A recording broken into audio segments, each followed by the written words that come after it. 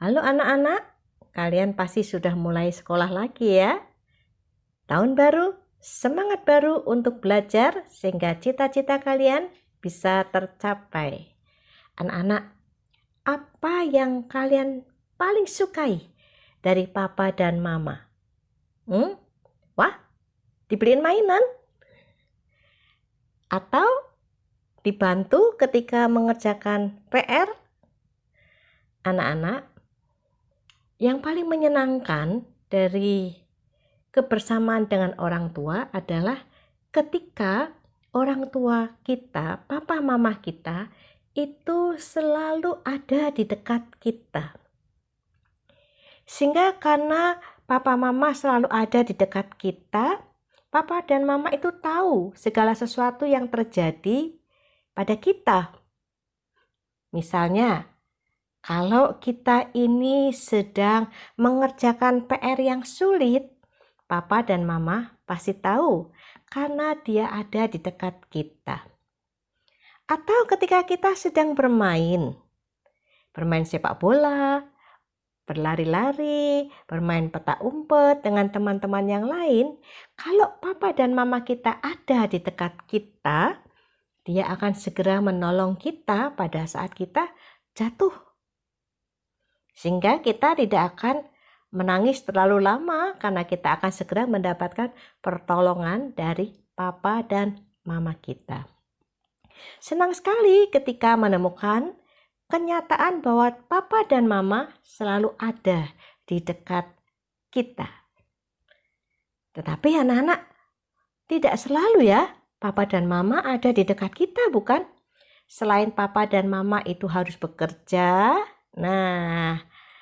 ada situasi di mana kita tidak boleh bersama-sama dengan papa dan mama. Ada situasi di mana papa dan mama tidak boleh dekat dengan kita. Kapan itu? Ya, ketika sekolah. Gak mungkin kan papa dan mama duduk di sebelah kita ya. Tidak mungkin. Papa dan mama harus bekerja. Dan selain itu, keberadaan papa dan mama kita yang ada di kelas bersama-sama dengan kita bisa mengganggu konsentrasi kita belajar, ya. Selain sekolah, ada satu situasi yang lebih berat lagi di mana kita harus sendiri tanpa papa dan mama, yaitu ketika di sekolah ada penilaian akhir semester, penilaian tengah semester, atau ujian. Ketika kita sedang ujian, papa dan mama kita harus jauh-jauh dari kita. Mereka tidak boleh di dekat kita, mereka tidak boleh mendampingi kita pada saat pelaksanaan ujian tersebut. Sehingga ketika kita mengalami kesulitan, ya kita harus berjuang sendiri. Kita tidak bisa ditolong oleh papa dan mama pada saat kita sedang belajar di sekolah atau ketika kita sedang ujian. Anak-anak yang dikasihi Tuhan, bacaan kita pada hari ini diambil dari peristiwa Natal kelahiran Tuhan Yesus. Dari Injil Matius pasal 1 ayat 23.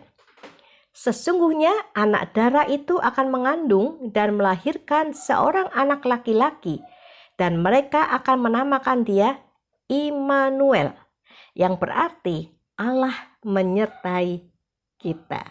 Nah, ini luar biasa sekali anak-anak yang dikasihi Tuhan.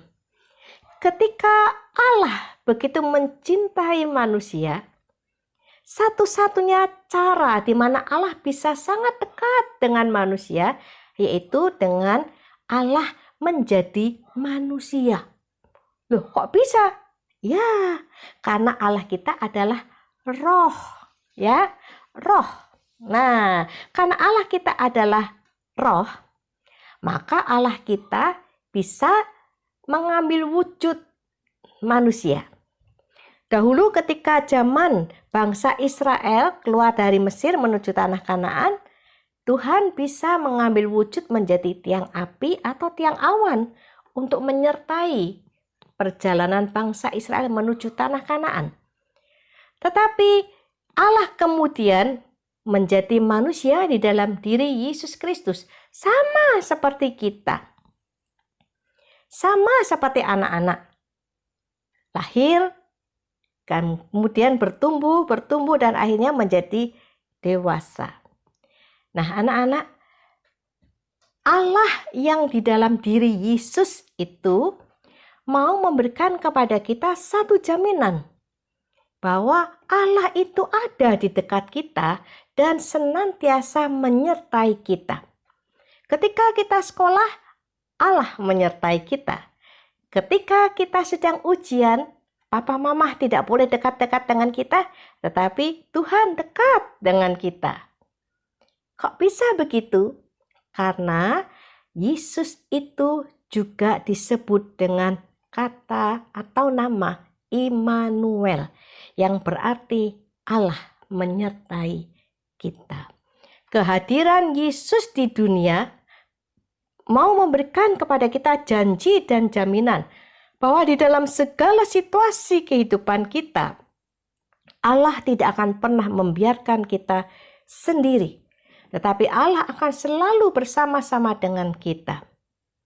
Kebersamaan Allah dengan kita lebih dekat dibandingkan dengan kebersamaan kita dengan papa dan mama kita. Allah yang adalah roh itu menyertai kita dimanapun kita sedang berada.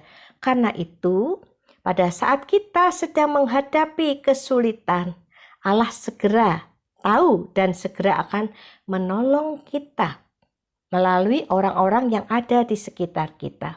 Ketika kita bersedih hati, ketika kita sedang berduka cita, Allah segera tahu. Dan kemudian Dia akan memberikan penghiburan melalui orang-orang yang ada di sekitar kita.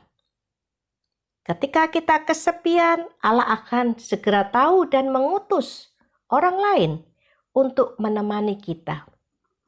Tetapi selain itu, Allah juga melihat dan mengerti semua yang kita lakukan.